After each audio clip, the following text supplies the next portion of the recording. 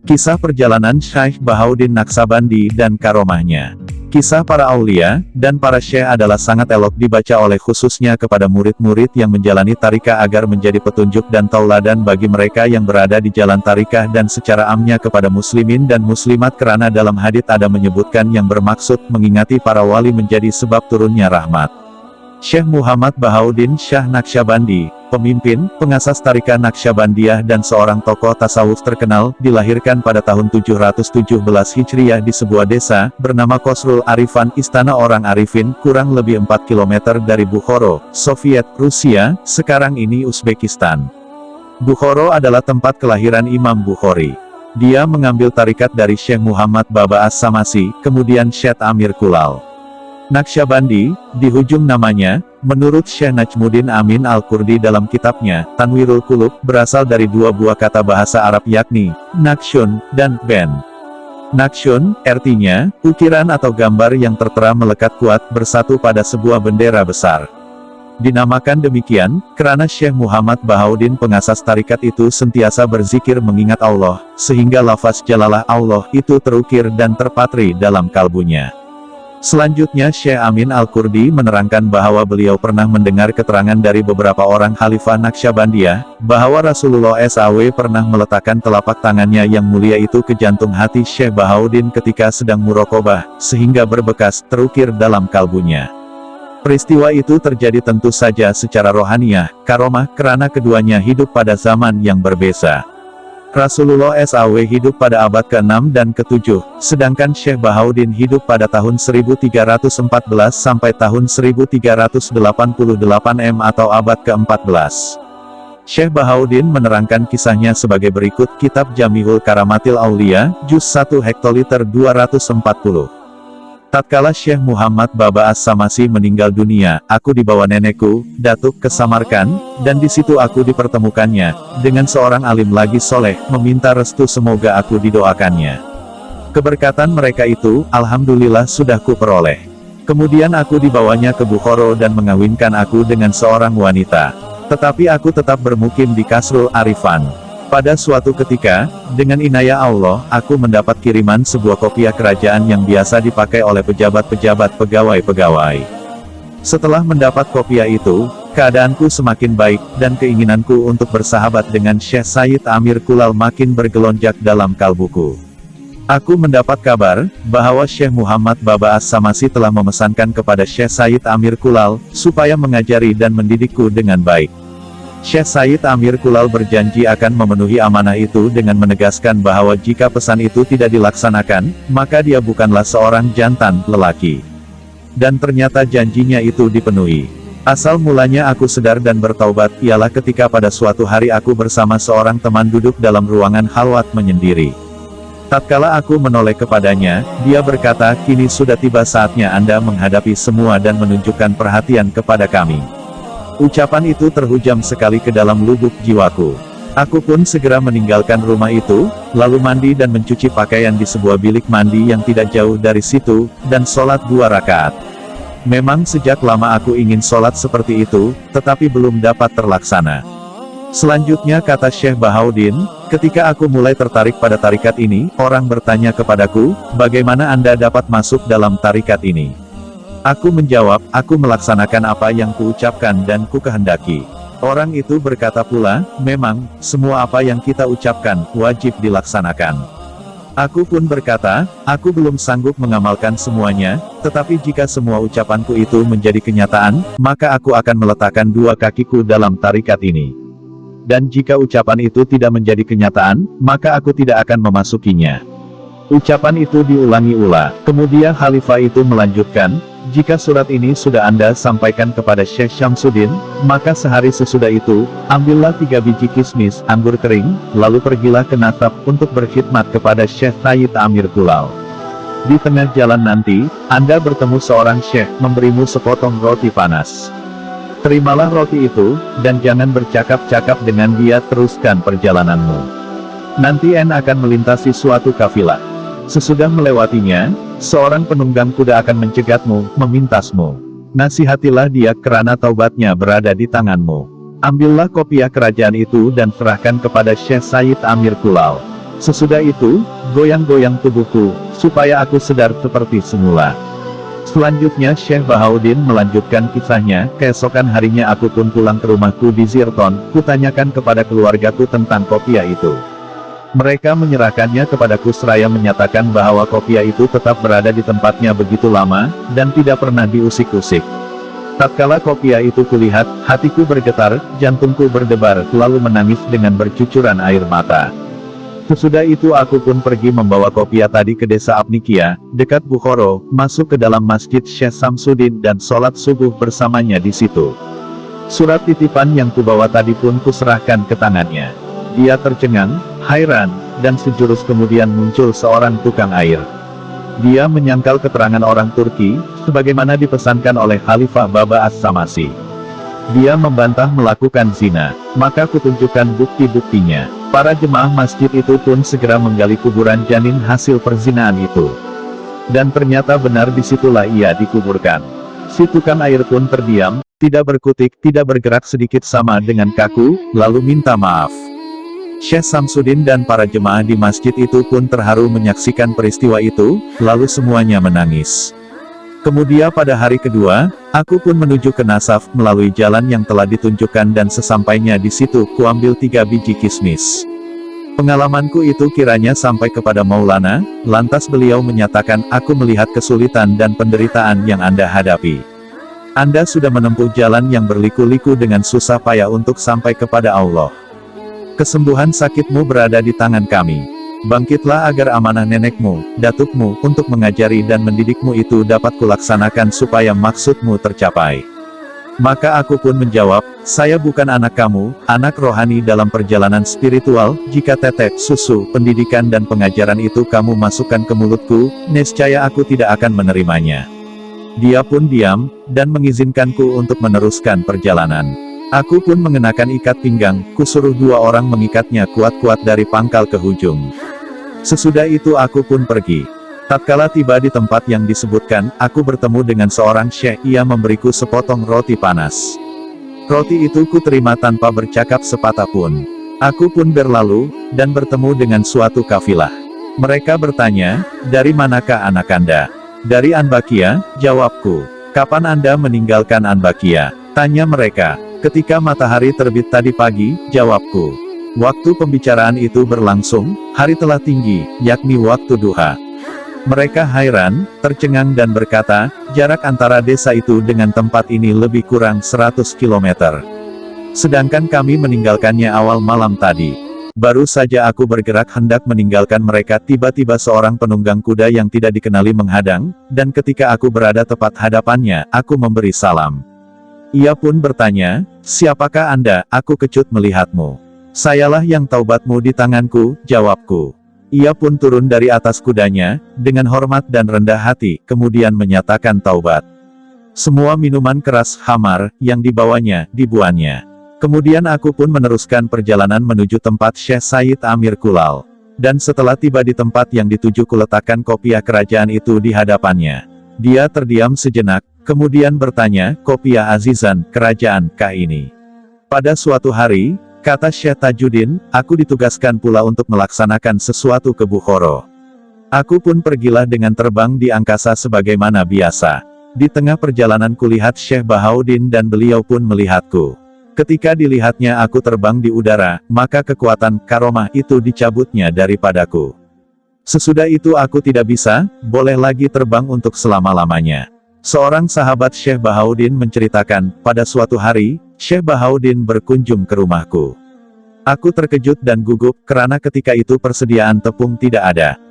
Beliau datang membawa sedikit tepung gandum, dan berkata kepadaku, nah, bikin rotilah tepung ini, dan jangan ceritakan kepada seseorang tentang sedikit atau banyaknya. Beliau berada di rumahku selama 10 bulan, selama berada di rumahku, banyaklah murid-murid dan sahabat-sahabatnya datang silih berganti, menziarahinya. Kami tetap membuat roti untuk mereka dari tepung tadi. Ternyata cukup. Semuanya itu bisa terjadi karena kekeramatan beliau. Beberapa waktu kemudian, ku beritahukan hal itu kepada istriku, ku langgar pesannya, sejak waktu itu hilang berkatnya dan dalam waktu yang tidak begitu lama, tepung itu pun habis. Peristiwa itu menambah keyakinanku kepadanya dan aku mengakui kebesaran keramat dan ketinggian martabat kewaliannya. Asteris Syekh Muhammad Zahid berkata, pada suatu hari aku sedang suluk. Aku duduk bersama Syekh Bahauddin, waktu itu musim gugur. Aku ingin sekali hendak memakan semangka tembikai, lalu kuminta kepadanya. Dekat kami duduk itu, terdapat sebuah sungai yang mengalir. Dia pun berkata, pergilah ke air itu. Aku pun pergi ke situ, maka kudapati sebuah semangka tembikai terletak di situ. Peristiwa itu makin menambah keyakinanku kepada beliau. Asteris seorang sahabat Syekh Bahauddin meriwayatkan, di antara sahabat-sahabatnya yang menonjol dengan acap kali, kerap kali, menasihatiku, adalah Syekh Syadi. Salah satu nasihatnya, supaya jangan mengunjurkan kaki ke arah mana Syekh Bahauddin berada. Pada suatu hari aku berangkat dari Gaziut menuju Al-Arifan untuk menziarahinya. Waktu itu udara sangat panas. Dalam perjalanan aku berteduh di bawah sepohon kayu dan berbaring. Tiba-tiba saja muncul binatang berbisa menggigit kakiku sebanyak 2 kali. Aku pun bangkit. Aku merasa sakitnya bukan main, kemudian aku berbaring lagi. Maka untuk kali ketiga, aku kena gigit binatang berbisa lagi. Aku pun duduk memikirkan apa sebabnya. Teringatlah aku kepada nasihat Syekh Syadi. Rupanya kakiku lurus ke arah Al-Arifan tempat kediaman Syekh Bahauddin. Maka mengertilah aku, bahwa peristiwa itu memperingatkanku agar lebih berhati-hati. Asteris Syekh Alauddin meriwayatkan, pada suatu hari Syekh Bahauddin menyuruh Amir Husin mengumpulkan kayu api. Waktu itu musim dingin. Sesudah dikumpulkannya, keesokan harinya Allah menurunkan salju yang besar sebanyak 40 kali. Kemudian Syekh Bahauddin mengadakan perjalanan ke Khawarizmi. Dalam rombongannya ikut serta Syekh Syadi.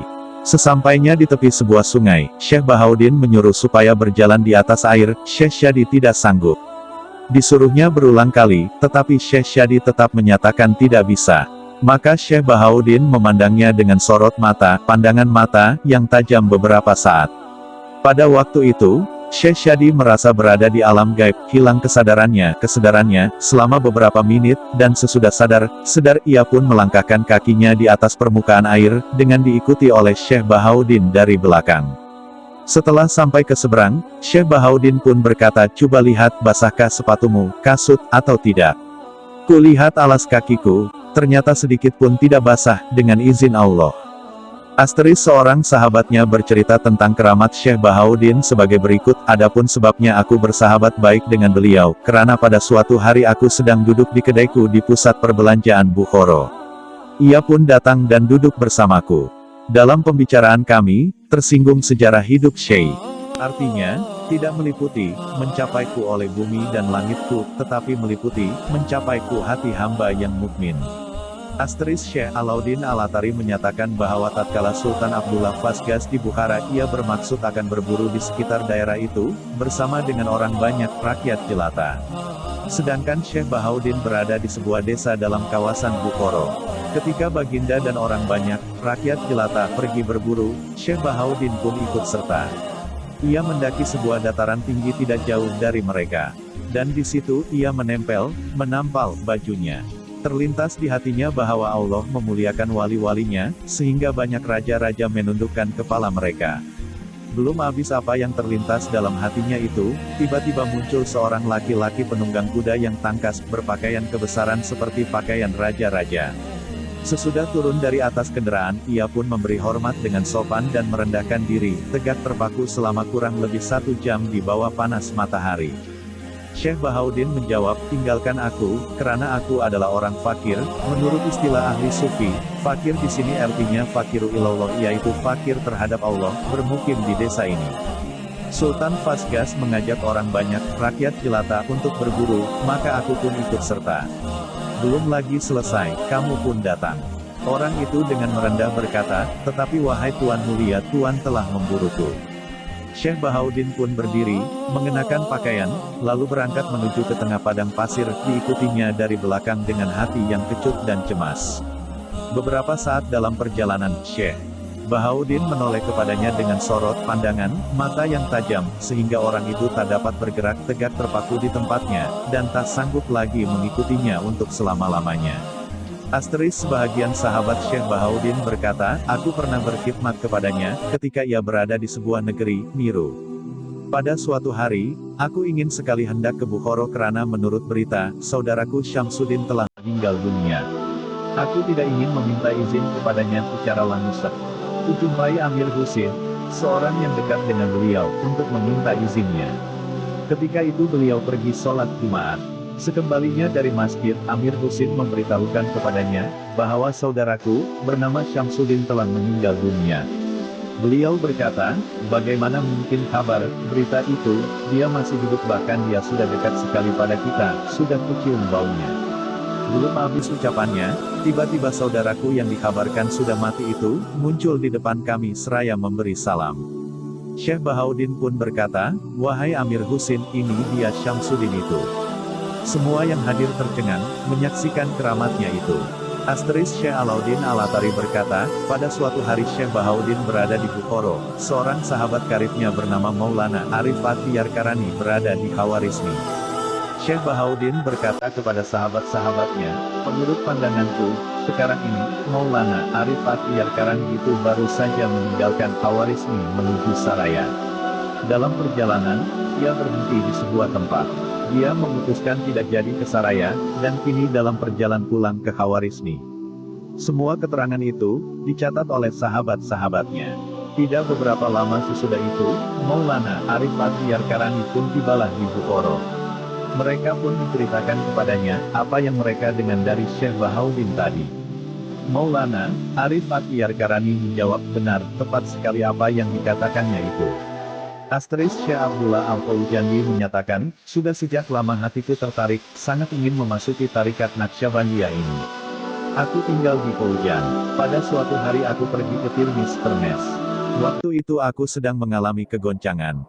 Kemudian aku mengunjungi sebuah masjid di pinggir sungai Jihun, dan tidur di situ.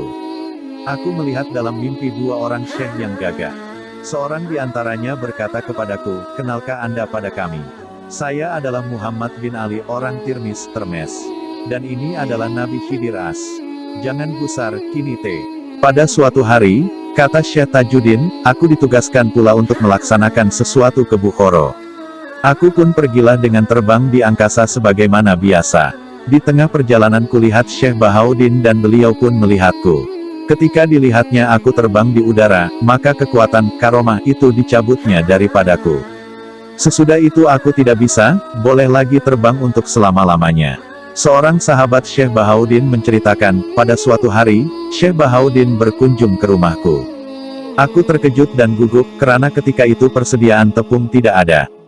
Beliau datang membawa sedikit tepung gandum, dan berkata kepadaku, nah, bikin rotilah tepung ini, dan jangan ceritakan kepada seseorang tentang sedikit atau banyaknya. Beliau berada di rumahku selama 10 bulan, selama berada di rumahku, banyaklah murid-murid dan sahabat-sahabatnya datang silih berganti, menziarahinya. Kami tetap membikin roti untuk mereka dari tepung tadi. Ternyata cukup, semuanya itu bisa terjadi karena kekeramatan beliau. Beberapa waktu kemudian, ku beritahukan hal itu kepada istriku, ku langgar pesannya, sejak waktu itu hilang berkatnya dan dalam waktu yang tidak begitu lama, tepung itu pun habis. Peristiwa itu menambah keyakinanku kepadanya dan aku mengakui kebesaran keramat dan ketinggian martabat kewaliannya.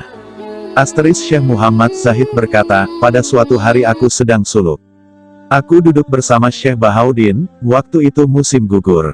Aku ingin sekali hendak memakan semangka tembikai, lalu ku minta kepadanya. Dekat kami duduk itu, terdapat sebuah sungai yang mengalir. Dia pun berkata, pergilah ke air itu. Aku pun pergi ke situ, maka kudapati sebuah semangka tembikai terletak di situ. Peristiwa itu makin menambah keyakinanku kepada beliau. Asteris seorang sahabat Syekh Bahauddin meriwayatkan, di antara sahabat-sahabatnya yang menonjol dengan acap kali, kerap kali, menasihatiku, adalah Syekh Syadi. Salah satu nasihatnya, supaya jangan mengunjurkan kaki ke arah mana Syekh Bahauddin berada. Pada suatu hari aku berangkat dari Gaziut menuju Al-Arifan untuk menziarahinya. Waktu itu udara sangat panas. Dalam perjalanan aku berteduh di bawah sepohon kayu dan berbaring. Tiba-tiba saja muncul binatang berbisa menggigit kakiku sebanyak 2 kali. Aku pun bangkit. Aku merasa sakitnya bukan main, kemudian aku berbaring lagi. Maka untuk kali ketiga, aku kena gigit binatang berbisa lagi. Aku pun duduk memikirkan apa sebabnya. Teringatlah aku kepada nasihat Syekh Syadi. Rupanya kakiku lurus ke arah Al-Arifan tempat kediaman Syekh Bahaudin. Maka mengertilah aku, bahwa peristiwa itu memperingatkanku agar lebih berhati-hati. Asteris Syekh Alauddin meriwayatkan, pada suatu hari Syekh Bahaudin menyuruh Amir Husin mengumpulkan kayu api. Waktu itu musim dingin. Sesudah dikumpulkannya, keesokan harinya Allah menurunkan salju yang besar sebanyak 40 kali. Kemudian Syekh Bahaudin mengadakan perjalanan ke Khawarizmi. Dalam rombongannya ikut serta Syekh Syadi. Sesampainya di tepi sebuah sungai, Syekh Bahaudin menyuruh supaya berjalan di atas air. Syekh Syadi tidak sanggup. Disuruhnya berulang kali, tetapi Syekh Syadi tetap menyatakan tidak bisa. Maka Syekh Bahaudin memandangnya dengan sorot mata, pandangan mata, yang tajam beberapa saat. Pada waktu itu, Syekh Syadi merasa berada di alam gaib, hilang kesadarannya selama beberapa menit, dan sesudah sadar ia pun melangkahkan kakinya di atas permukaan air, dengan diikuti oleh Syekh Bahaudin dari belakang. Setelah sampai ke seberang, Syekh Bahaudin pun berkata, "Coba lihat, basahkah sepatumu, kasut, atau tidak?" Kulihat alas kakiku, ternyata sedikit pun tidak basah, dengan izin Allah. Asteris seorang sahabatnya bercerita tentang keramat Syekh Bahaudin sebagai berikut, adapun sebabnya aku bersahabat baik dengan beliau, karena pada suatu hari aku sedang duduk di kedaiku di pusat perbelanjaan Bukhoro. Ia pun datang dan duduk bersamaku. Dalam pembicaraan kami, tersinggung sejarah hidup Syekh